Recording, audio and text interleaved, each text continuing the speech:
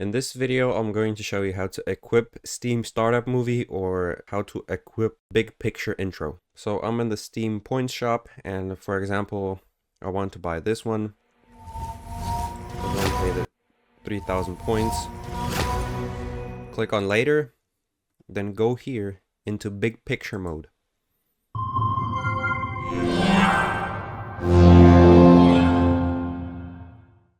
Here, go down to the menu, click on settings, go to customization, select the intro, click on download, select it again, and click on select.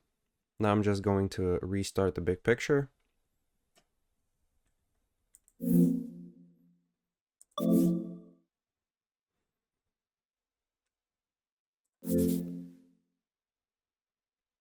I'm going to go back into the big picture to see if the intro was equipped. As you can see, we have successfully equipped the intro or big picture movie. If you found this video helpful, please consider liking and subscribing.